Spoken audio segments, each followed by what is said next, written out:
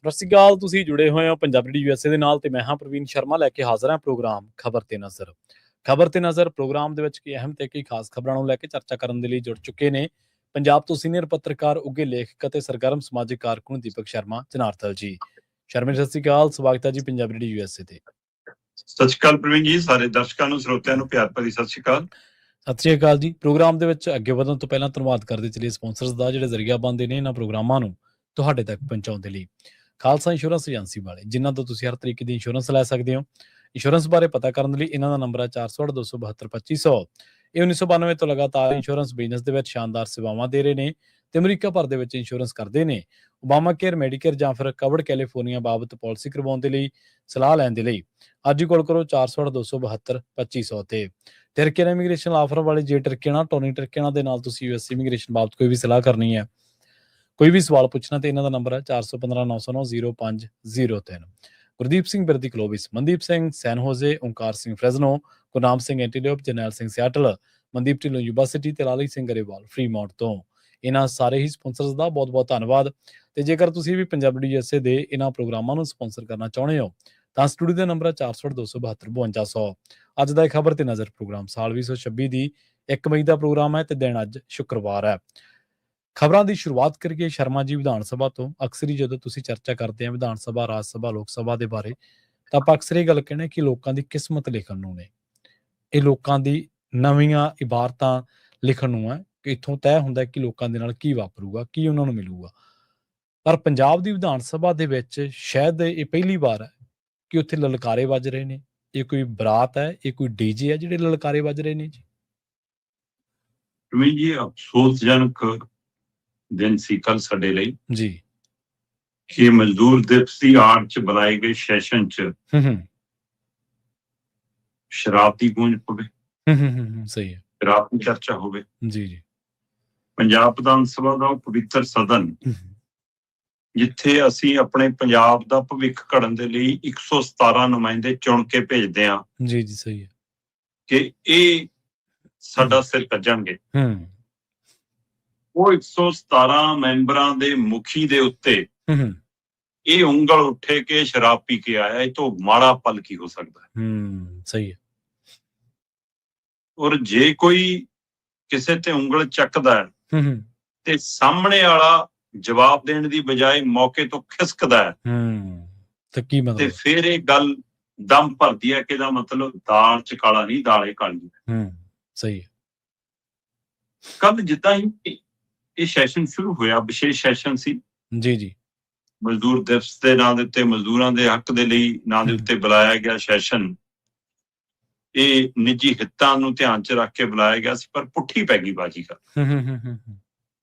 ਬੇਸ਼ੱਕ ਠੀਕ ਹੈ, ਤੁਸੀਂ ਮੀਡੀਆ ਮੈਨੇਜਮੈਂਟ ਦੇ ਮਾਹਰ ਹੋ, ਅਖਬਾਰਾਂ ਦੀਆਂ ਸੁਰਖੀਆਂ ਤੁਸੀਂ ਬਦਲਾ ਲੀਆਂ, ਚੈਨਲਾਂ ਦੇ ਉੱਤੇ ਚੱਲਣ ਨਹੀਂ ਦਿੱਤੀ ਫੁਟੇਜ, ਹੈ ਨਾ, ਪਰ ਕਿੱਥੇ ਰੋਕ ਲਓਗੇ ਅੱਜ ਦੇ ਟਾਈਮ 'ਚ ਇਹ ਪਸਾਰਾ। ਸਹੀ ਹੈ। ਜੱਗ ਜਾ ਰਿਹਾ ਦੁਨੀਆ ਭਰ ਦੇ ਵਿੱਚ ਜਿੱਥੇ ਵੀ ਪੰਜਾਬੀ ਬੈਠੇ ਨੇ ਜਾਂ ਭਾਰਤ ਦੇ ਹੋਰ ਸਾਰੇ ਸੂਬਿਆਂ ਦੇ ਰਾਜਨੀਤਿਕ ਖੇਤਰ, ਉਹ ਸਾਰੇ ਤੱਕ ਰਹੇ ਨੇ ਪੰਜਾਬ ਕੰਨੀ ਕਿ ਪੰਜਾਬ ਦੀ ਵਿਧਾਨ ਸਭਾ ਦੇ ਅੰਦਰ ਕੀ ਜਲੂਸ ਨਿਕਲ ਰਿਹਾ। ਸਹੀ ਹੈ, ਬਿਲਕੁਲ। ਕੱਲ ਜਿੱਦਾਂ ਹੀ ਸੈਸ਼ਨ ਸ਼ੁਰੂ ਹੋਇਆ, ਪੰਜਾਬ ਦੇ ਮੁੱਖ ਮੰਤਰੀ ਭਗਵੰਤ ਮਾਨ ਸਹਿਜ ਨਜ਼ਰ ਨਹੀਂ ਆਏ। ਠੀਕ ਹੈ। ਉਹਨਾਂ ਦਾ ਵਿਵਹਾਰ, ਉਹਨਾਂ ਦਾ ਢੰਗ ਤਰੀਕਾ ਉਖੜਿਆ ਜਿਹਾ ਸੀ। ਉਹਨਾਂ ਦੇ ਅੰਦਰ ਕੋਈ ਅਚੋਕਾਈ ਜੀ ਲੱਗੀ ਸੀ, ਉਹ ਟਿੱਕੇ ਨਹੀਂ ਬਹਿ ਪਾ ਰਹੇ ਸੀ। ਕਦੇ ਉੱਠ ਖੜਦੇ ਸੀ, ਕਦੇ ਬਹਿ ਜਾਂਦੇ ਸੀ, ਕਦੇ ਸਾਹਮਣੇ ਵਾਲੇ ਨੂੰ ਮਿੱਠਾ ਜਿਹਾ ਤੰਜ ਕੱਸਣ ਲੱਗ ਜਾਂਦੇ ਸੀ, ਜਿਵੇਂ ਉਹ ਭੰਗ ਦੇ ਪਕੌੜੇ ਖਾਣ ਵਾਲੇ ਲੱਗ ਜਾਂਦੇ ਨੇ ਕਈ ਵਾਰ ਕਰਨ, ਹੈ ਨਾ, ਉਵੇਂ ਜੀ, ਮਤਲਬ ਟਿਕਾ ਜਿਹਾ ਨਹੀਂ ਸੀ। ਪਰ ਉਹ ਪੁਰਾਣਾ ਤਰੀਕਾ ਵੀ ਨਹੀਂ ਸੀਗਾ ਜਿਹੜਾ ਉਹਨਾਂ ਦਾ ਵਿਅੰਗਮਈ ਤਰੀਕਾ ਹੈ, ਬੋਲਣ ਦਾ ਅੰਦਾਜ਼ ਹੈ, ਉਹ ਵੀ ਨਹੀਂ ਸੀ ਜੀ, ਹੈ ਨਾ। ਆਹ ਦੇ ਦਿਓ ਜੀ ਇਹਨਾਂ ਨੂੰ ਜੀ 18 ਮਿੰਟ ਦੇ ਦਿਓ ਜੀ, 20 ਮਿੰਟ ਦੇ ਦਿਓ ਜੀ, ਹੈ ਨਾ, ਤੂੰ ਐ ਬੋਲਦਾ ਐ, ਤੂੰ ਤਾਂ ਮੇਰੀ ਕੁੜੀ ਬਾਰੇ ਵੀ ਬੋਲਿਆ। ਮਤਲਬ ਕਦੇ ਨਰਮ ਜਿਹਾ ਹੋ ਜਾਂਦੇ ਸੀ, ਕਦੇ ਗਰਮ ਜਿਹਾ ਹੋ ਜਾਂਦੇ ਸੀ, ਕਦੇ ਸਪੀਕਰ ਨੂੰ ਉਹ ਯਾਰ ਦੇਖ ਲਓ ਕੀ ਕਹੀ ਜਾਂਦਾ, ਯਾਰ ਸੁਣ ਲਓ ਕੀ ਕਹੀ ਜਾਂਦਾ। ਮਤਲਬ ਇਹ ਭਾਸ਼ਾ ਸਪੀਕਰ ਸਰ ਕਹਿ ਰਿਹਾ ਸੀ। ਹੁਣ ਹੋ ਸਕਦਾ ਹੈ ਕਿ ਪਿੱਛੇ ਜਿਹੜੇ ਬੈਠੇ ਨੇ ਉੱਧਰ ਨੂੰ ਕੋਈ ਹਵਾੜ ਹੂੜ ਨਾ ਗਈ ਹੋਵੇ, ਸਾਹਮਣੇ ਵਾਲੇ ਨੂੰ ਚੱਲ ਗਈ ਹੋਵੇ, ਕਿਉਂਕਿ ਪਹਿਲੀ ਵਾਰ ਨਹੀਂ ਹੈ ਜੀ। ਚਾਹੇ ਉਹ ਬੇਅਦਬੀਆਂ ਦੇ ਮਾਮਲੇ ਦੇ ਉੱਤੇ ਹੋਏ ਇਕੱਠ ਦੇ ਪਹਿਲੂ ਦੇ ਉੱਤੇ ਘਟਨਾ ਹੋਵੇ, ਚਾਹੇ ਉਹ ਜਹਾਜ਼ ਚੋਂ ਉਤਰਨ ਵਾਲੀ ਗਿਰਨ ਵਾਲੀ ਘਟਨਾ ਹੋਵੇ, ਚਾਹੇ ਉਹ ਸਟੇਜ ਤੋਂ ਉਤਰਦੇ ਚੜ੍ਹਦਿਆਂ ਦੀਆਂ ਤਸਵੀਰਾਂ ਹੋਣ, ਚਾਹੇ ਉਹ ਇੱਕ ਅਲੰਤੇ ਮਾਲ, ਸ਼ਾਇਦ ਪਤਾ ਨਹੀਂ ਕਿਹੜੇ ਮਾਲ ਚ, ਉਹ ਚ ਡਿੱਗਣ ਜਿਹੀ ਵਾਲੀਆਂ ਵੀਡੀਓ ਹੋਣ, ਹੈਨਾ, ਤੇ ਚਾਹੇ ਸੰਸਦ ਦੇ ਵਿੱਚ ਨਾਲ ਦੇ ਮੈਂਬਰਾਂ ਵੱਲੋਂ ਕੀਤੀ ਸ਼ਿਕਾਇਤ ਹੋਵੇ, ਸਹੀ ਹੈ, ਤੇ ਚਾਹੇ ਕੱਲ੍ਹ ਦਾ ਦਿਨ ਹੋਵੇ, ਇੱਕੋ ਚੀਜ਼ ਦਾ ਦੋਸ਼ ਲੱਗਦਾ ਤੇ ਇੱਕੋ ਵਿਅਕਤੀ ਤੇ ਲੱਗਦਾ। ਸਾਰੀਆਂ ਘਟਨਾਵਾਂ ਇੱਕ ਬੰਦੇ ਨਾਲ ਜੁੜ ਕੇ ਨੇ ਕਿ ਭਗਵੰਤ ਮਾਨ ਨੇ ਪੀਤੀ ਹੈ ਜੀ, ਭਗਵੰਤ ਮਾਨ ਕੋਲੋਂ ਮੁਸਕ ਆਉਂਦੀ ਹੈ ਜੀ, ਭਗਵੰਤ ਮਾਨ ਡਿੱਗ ਗਿਆ ਜੀ, ਭਗਵੰਤ ਮਾਨ ਕਹਿੰਦਾ ਮੈਂ ਤਾਂ ਪੀਤੇ ਬਣ ਰਿਹਾ ਸੀ ਜੀ, ਮੈਂ ਟੇਢਾ ਮੇਢਾ ਤੁਰਦਾ ਜੀ, ਮੇਰੇ ਤੇ ਨਜ਼ਰ ਰੱਖਦਾ ਜੀ। ਮਤਲਬ ਕੁੱਲ ਮਿਲਾ ਕੇ ਜੀ ਖਹਿਰਾ ਤੇ ਬਾਜਵਾ ਨਾਲ ਕੱਲ ਚੰਗੇ ਸਿੰਘ ਫਸੇ ਜੀ ਜੀ। ਉਹ ਸਿੰਘ ਫਸਿਆਂ ਦੇ ਵਿੱਚੋਂ ਸਾਹਮਣੇ ਤੋਂ ਸੁਖਪਾਲ ਖਹਿਰਾ ਨੇ ਉੱਠ ਕੇ ਜਦੋਂ ਸਪੀਕਰ ਸਾਹਿਬ ਨੂੰ ਕਿਹਾ ਕਿ ਜੀ ਅਲਕੋਹਲ ਜਾਂਚ ਕਰਾਓ, ਮੁੱਖ ਮੰਤਰੀ ਪੀ ਕੇ ਆਇਆ, ਤਾਂ ਇਹ ਪੰਜਾਬ ਦੇ ਲਈ ਗਰਕ ਜਾਣ ਵਾਲਾ ਦਿਨ ਸੀ। ਕਿ ਵਿਧਾਨ ਸਭਾ ਦੇ ਵਿੱਚ ਲੀਡਰ ਦੇ ਉੱਤੇ ਪੰਜਾਬ ਦਾ ਨੰਬਰ 1 ਵਿਅਕਤੀ ਜਿਹੜਾ ਮੁਖੀ ਹੋਵੇ ਪੰਜਾਬ ਦਾ, ਉਹਦੇ ਉੱਤੇ ਵਿਰੋਧੀ ਧਿਰ ਦਾ ਇੱਕ MLA ਇਹ ਦੋਸ਼ ਲਾਵੇ ਕਿ ਇਹ ਬੰਦਾ ਪੰਜਾਬ ਦੀ ਵਿਧਾਨ ਸਭਾ ਚ ਪੀ ਕੇ ਖੜਾ ਹੈ, ਪੀ ਕੇ ਬੋਲ ਰਿਹਾ, ਤਾਂ ਮਾੜਾ ਦਿਨ ਨਹੀਂ ਹੋ ਸਕਦਾ। ਜੇ ਤੁਹਾਡੇ ਚ ਕਣ ਵੀ ਸਰੀਰ ਦਾ ਹੁੰਦਾ, ਰੱਤੀ ਭਰ ਵੀ ਤੁਸੀਂ ਆਪਣੀ ਬਾਹ ਦਾ ਬਟਨ ਖੋਲਦੇ ਤੇ ਬਾਹ ਅੱਗੇ ਕਰਦੇ ਕਿ ਲਾਓ ਸੂਈ, ਲਾਓ ਖੂਨ ਤੇ ਕਰਾਓ ਟੈਸਟ। ਸਹੀ ਗੱਲ, ਬਿਲਕੁਲ। ਪਰ ਜਿੱਦਾਂ ਹੀ ਖਹਿਰੇ ਨੇ ਸਵਾਲ ਖੜਾ ਕੀਤਾ, ਉਹਦੇ ਨਾਲ ਵਿਰੋਧੀ ਧਿਰ ਦਾ ਲੀਡਰ ਉਹਦੇ ਹੱਕ ਚ ਆ ਗਏ ਕਿ ਹਾਂ ਜੀ, ਕੱਲੇ ਜੀ ਇਹਦੀ ਕਿਉਂ ਜੀ, ਅਸੀਂ ਜਿੰਨੇ 117 ਮੈਂਬਰਾਂ ਦੀ ਵਿਧਾਨ ਸਭਾ ਸਾਰਿਆਂ ਦਾ ਜੀ ਤੁਰੰਤ ਅਲਕੋਹਲ ਟੈਸਟ ਕਰਾਓ ਤੇ 24 ਘੰਟੇ ਦੇ ਅੰਦਰ ਅੰਦਰ ਡੋਪ ਟੈਸਟ ਵੀ ਕਰਾ ਲਓ। ਸਹੀ ਹੈ, ਬੁਲਾ ਲਓ PGI, ਤੁਹਾਡੀ ਸਾਡੀ ਕਿਸੇ ਦੀ ਟੀਮ ਨਹੀਂ, PGI ਤੋਂ ਟੀਮ ਬੁਲਾ ਲਓ, ਕਰਾ ਲਓ ਜਾਂਚ। ਜਦੋਂ ਇਹ ਹਗਾਮਾ ਹੋਇਆ ਤੇ ਤਦ ਮੁੱਖ ਮੰਤਰੀ ਸਾਹਿਬ ਪੱਥਰੇ ਬਚ ਗਏ, ਮੁੱਖ ਮੰਤਰੀ ਸਾਹਿਬ ਤੋਂ ਖਿਸਕ ਗਏ। ਸਹੀ ਗੱਲ ਹੈ। ਕਿਉਂ ਗਏ? ਸਵਾਲ ਹੈ। ਹੁਣ ਜੇ ਤੁਸੀਂ ਸੱਚੇ ਸੀ, ਤੁਸੀਂ ਜਾਂਦੇ ਨਾ, ਤੁਸੀਂ ਲਲਕਾਰ ਦੇ। ਸਹੀ ਹੈ।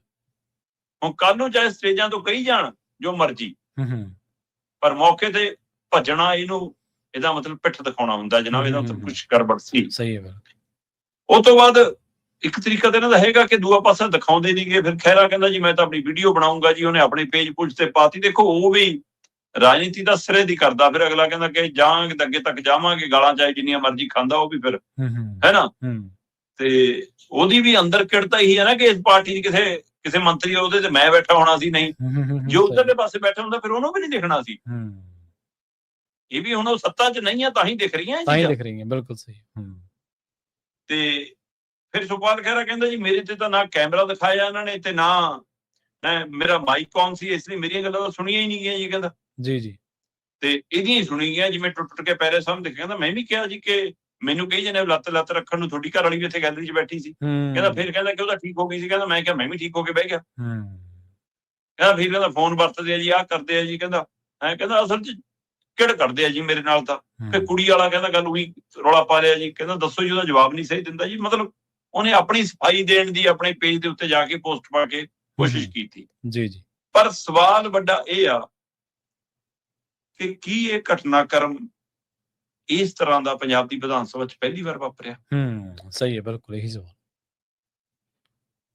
ਜਦੋਂ 2017 ਦੀਆਂ ਚੋਣਾਂ ਤੋਂ ਪਹਿਲਾਂ ਪੰਜਾਬ ਦੀ ਵਿਧਾਨ ਸਭਾ ਦੇ ਵਿੱਚ ਕਾਂਗਰਸੀਆਂ ਨੇ ਅੰਦਰ ਰਹਿਣ ਦਾ ਇਰਾਦਾ ਕੀਤਾ ਕਿ ਅਸੀਂ ਜੀ 2-3 ਰਾਤਾਂ ਅੰਦਰ ਕੱਟਾਂਗੇ, ਸਰਕਾਰ ਨੂੰ ਘੇਰਾਂਗੇ ਜੀ, ਤੇ ਇਸ ਤਰੀਕੇ ਨਾਲ।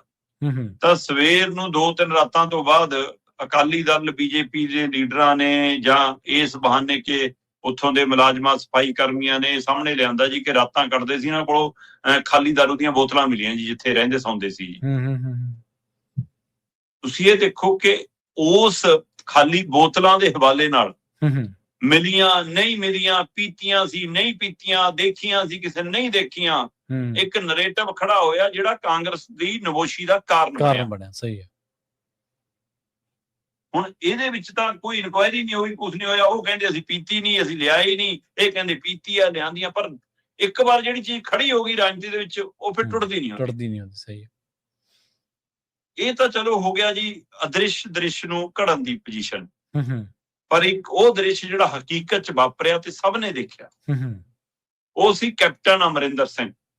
ਕੈਪਟਨ ਅਮਰਿੰਦਰ ਸਿੰਘ ਇੱਕੋ ਇੱਕ ਪੰਜਾਬ ਦਾ ਅਜਿਹਾ ਲੀਡਰ ਹੁੰਦਾ ਹੈ ਕਿ ਜਿਹਦੀਆਂ ਗਲਤੀਆਂ ਨੂੰ ਵੀ ਲੋਕ ਐਂ ਚਟਕਾਰੇ ਲੈ ਕੇ ਮਾਣਦੇ ਨੇ ਕਿ ਲੈ ਵੀ ਰਾਜੇ ਮਹਾਰਾਜੇ ਤਾਂ ਹੀ ਕਰਦੇ ਹੁੰਦੇ ਨੇ। ਸਹੀ। ਉਹ ਸ਼ਰਾਬ ਨੂੰ ਵੀ ਆਪਣੀ ਨੂੰ ਜਾਇਜ਼ ਠਹਿਰਾਉਂਦਾ ਤੇ ਉਹ ਆਪਣੇ ਯਾਰਾਨੇ ਨੂੰ ਵੀ ਜਾਇਜ਼ ਠਹਿਰਾਉਂਦਾ ਜੀ। ਉਹ ਕਹਿੰਦਾ ਹਾਂ ਰੂਸਾ ਸਹੇਲੀ ਹੈ ਤਾਂ ਹੈ। ਰੂਸਾ ਵੀ ਕਹਿੰਦੀਆਂ ਹਾਂ, ਪ੍ਰੈਸ ਕਾਨਫਰੰਸ ਤੱਕ ਕੀਤੀਆਂ ਗਈਆਂ, ਮਤਲਬ ਪਾਰਟੀਆਂ ਦੀਆਂ ਵੀਡੀਓ ਸਭ ਦੇਖਦੇ, ਸਾਰਾ ਕੁਝ ਦੇਖਦਾ। ਜੀ ਜੀ ਸਹੀ ਹੈ। ਪਰ ਇੱਥੋਂ ਤੱਕ ਤਾਂ ਵੱਖਰਾ ਸਵਾਲ ਆ, ਪਰ ਮੁੱਖ ਮੰਤਰੀ ਹੁੰਦਿਆਂ ਅਮਰਿੰਦਰ ਸਿੰਘ ਦਾ ਜਦੋਂ 2002 ਤੋਂ 2007 ਵਾਲਾ ਟਰਮ ਸੀ, ਪਹਿਲੀ ਵਾਰ ਮੁੱਖ ਮੰਤਰੀ ਦਾ ਟਰਮ, ਹਾਂਜੀ ਹਾਂਜੀ, ਉਸ ਸਮੇਂ ਅਮਰਿੰਦਰ ਸਿੰਘ ਬਤੌਰ ਮੁੱਖ ਮੰਤਰੀ ਸਰਕਾਰੀ ਦੌਰੇ ਤੇ ਸੀ। ਸਰਕਾਰੀ ਦੌਰੇ ਤੇ ਹੁੰਦਿਆਂ ਇਹ ਨੰਗਲ ਰੁਕਦੇ ਨੇ, ਸ਼ਾਮ ਪੈਂਦੀ ਹੈ, NFL ਦਾ VIP ਗੈਸਟ ਹਾਊਸ ਖਲਾਇਆ ਜਾਂਦਾ। ਹਾਂਜੀ। ਉਸ VIP ਗੈਸਟ ਹਾਊਸ ਦੇ ਵਿੱਚ ਅਮਰਿੰਦਰ ਸਿੰਘ ਦੇ ਨਾਲ ਕਈ ਅਫਸਰ, ਇੱਕ ਦੋ ਹੋਰ ਇਹਨਾਂ ਦੇ ਸਾਥੀ ਸੀ ਤੇ ਉੱਥੇ ਮਹਿਲਾ DC ਸੀ ਜਿਹੜੀ ਰੋਪੜ ਦੀ ਉਸ ਸਮੇਂ ਦੀ, ਉਹ ਸੀ, ਮੈਂ ਨਾਂ ਵੀ ਦੱਸ ਸਕਦਾ, ਮੈਂ ਕਹਿੰਦਾ ਕਾਹਨੂੰ ਨਾਮ ਲੈਣਾ ਬੀਬੀ ਦਾ ਵਿਚਾਰੀ ਦਾ, ਪਰ ਆਨਲਾਈਨ ਤੁਸੀਂ ਜਾ ਕੇ ਦੇਖੋ ਸਾਰਾ ਕੁਝ ਪਤਾ ਲੱਗ ਜੂਗਾ। ਉਹ ਮਹਿਲਾ DC ਕਹਿੰਦੀ ਰਹੀ ਕਿ ਸਾਹਿਬ ਮੈਂ ਜਾਵਾਂ, ਮੇਰੀ ਸਰਕਾਰੀ ਡਿਊਟੀ ਖਤਮ ਹੋ ਗਈ, ਤੁਸੀਂ ਆਪਣਾ ਬੈਠਣਾ ਬੈਠ ਲਓ। ਜੀ ਜੀ। ਨਾ, CM ਬੈਠਾ ਤਾਂ ਤੈਨੂੰ ਬੈਠਣਾ ਪਊ। ਤੇ ਉਹਦੀ ਹਾਜ਼ਰੀ 'ਚ ਜਨਾਬ ਨੇ ਪੈਗ ਲਾਏ, ਆਈ।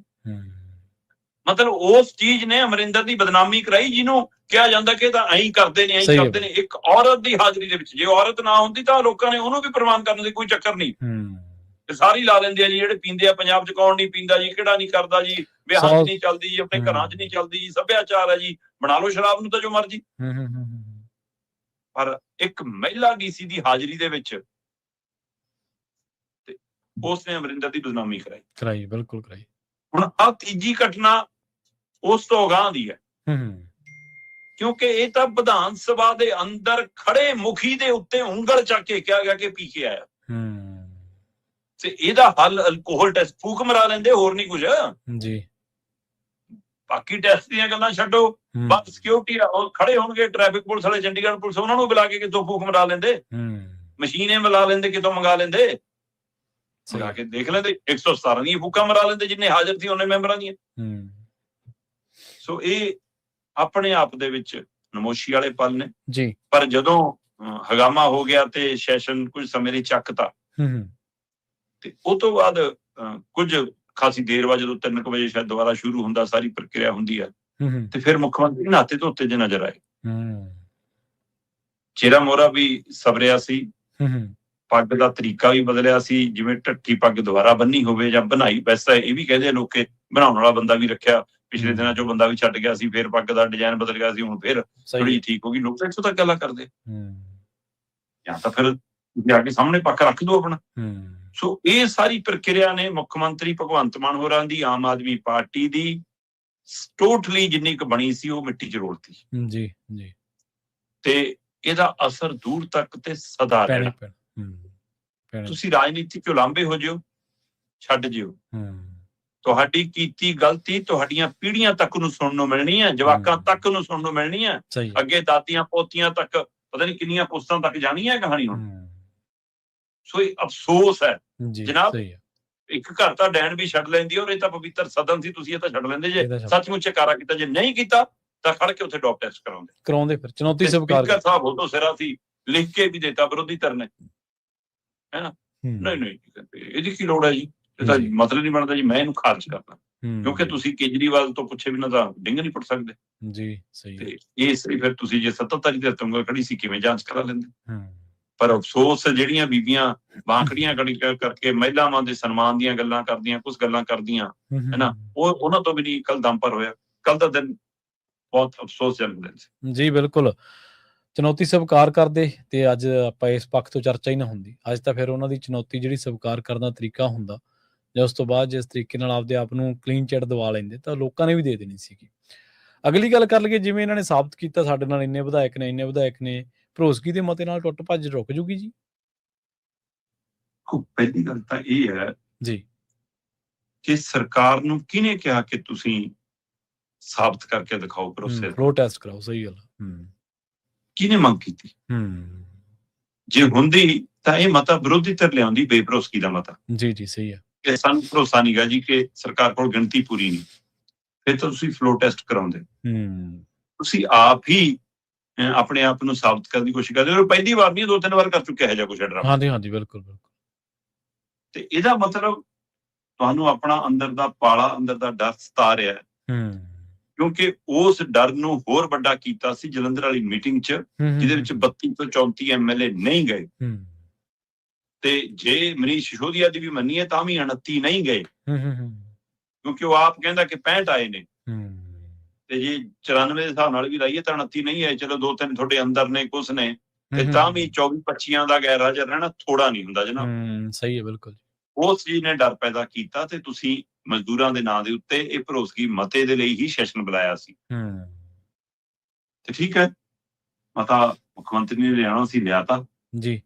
ਤੇ ਲਓ ਜੀ, ਗਿਣਤੀ ਹੋ ਗਈ 88 ਨੇ ਜੀ ਕਹਿੰਦੇ ਹੱਕ 'ਚ। ਠੀਕ ਹੈ, ਸਪੀਕਰ ਸਾਹਿਬ ਦੀ ਵਿੱਚ ਨਹੀਂ ਹੋਣੀ, ਵਿੱਚ 1-2 ਨਹੀਂ ਆਏ ਹੋਣੇ, ਪਰ ਕਮਾਲ, ਮਤਲਬ ਕੋਈ ਅਜਿਹਾ ਬਿੱਲ ਫਸਿਆ ਸੀ ਪੰਜਾਬ ਦਾ ਜਿਹੜਾ ਪਾਸ ਹੋਣੋਂ ਰੁਕ ਸਕਦਾ ਸੀ, ਜਿਹਨੂੰ ਵਿਰੋਧੀ ਧਿਰ ਚੈਲੰਜ ਕਰ ਸਕਦੀ ਸੀ, ਜਿਹਦੇ ਤੇ 2/3 ਬਹੁਮਤ ਦੀ ਲੋੜ ਪੈ ਸਕਦੀ ਸੀ? ਕੀ ਕੋਈ ਅਜਿਹਾ ਮਸਲਾ ਸੀ? ਵਿਪ ਜਾਰੀ ਕੀਤਾ।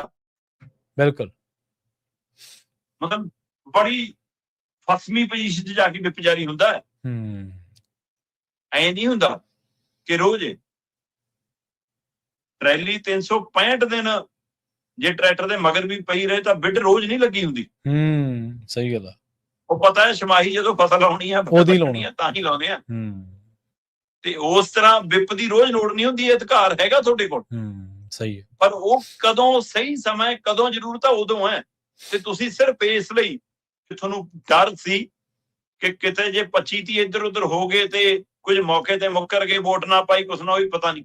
ਕਿਉਂਕਿ ਤੁਸੀਂ ਮਨਾ ਕੇ ਵੀ ਲਿਆਂਦੇ, ਡਰਾ ਕੇ ਵੀ ਲਿਆਂਦੇ, ਸਮਝਾ ਕੇ ਵੀ ਲਿਆਂਦੇ, ਪਲੋਸ ਕੇ ਵੀ ਲਿਆਂਦੇ। ਉਹ ਕਹਿੰਦੇ ਜਲੰਧਰ ਵਾਲਾ ਜਿਹੜਾ ਰਮਨ ਅਰੋੜਾ ਕੀ ਆ, ਉਹਨੂੰ ਵੀ ਬਣਾਈ ਫਿਰਦੇ ਨੇ, ਹੁਣ ਤਾਂ ਉਹਦੀ ਵੀ ਸਿਕਿਉਰਿਟੀ ਭੇਜੀ ਫਿਰਦੇ ਨੇ, ਖਾਸਾ ਕੁਛ ਹੋ ਰਿਹਾ।